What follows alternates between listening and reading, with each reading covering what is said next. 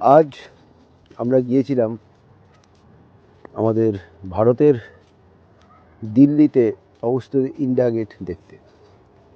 তো আমরা হোটেল থেকে একটা অটোতে করে ইন্ডিয়া গেটের উদ্দেশ্যে রওনা হয়ে প্রায় আধ ঘন্টা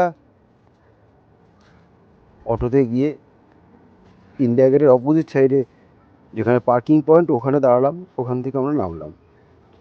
নেমে যেহেতু একটা চওড়া রাস্তা, সিক্স লেনের ওপর দিয়ে হেঁটে যাওয়া নিষেধ, তাই ইন্ডিয়া গেটে যাওয়ার জন্য আন্ডারপাস করা। সেই আন্ডারপাস দিয়ে এখন আমরা যাচ্ছি। সেই আন্ডারপাস, খুব সুন্দর আন্ডারপাস, একদম পরিষ্কার পরিচ্ছন্ন, দারুণ দেখতে।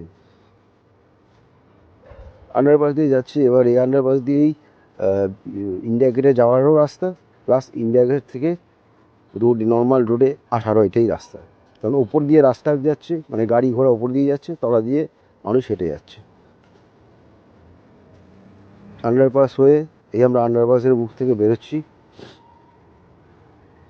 চারিদিক দিয়ে ঘেরা।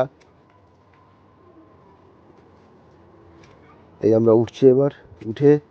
এবার সেই ইন্ডিয়া গেটে আমরা যাব। এই ইন্ডিয়া গেটের অপোজিট সাইডে একটা এরকম সুন্দর ফোয়ারা তৈরি করা আছে, যেটা দেখতে খুবই সুন্দর লাগছিল।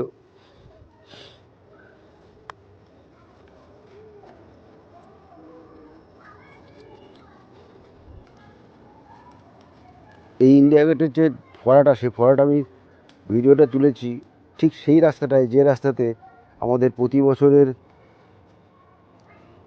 রিপাবলিক ডেতে প্যারেড হয়, সেই রাস্তা দিয়েই উল্টো দিকে। আর এই হচ্ছে আমাদের ইন্ডিয়া গেট। দেখুন, এই যে ঠিক সন্ধ্যাবেলায় সবে লাইট জ্বলেছে, সেই মুহূর্তে এই হচ্ছে ইন্ডিয়া গেট। দারুণ লাগছিল।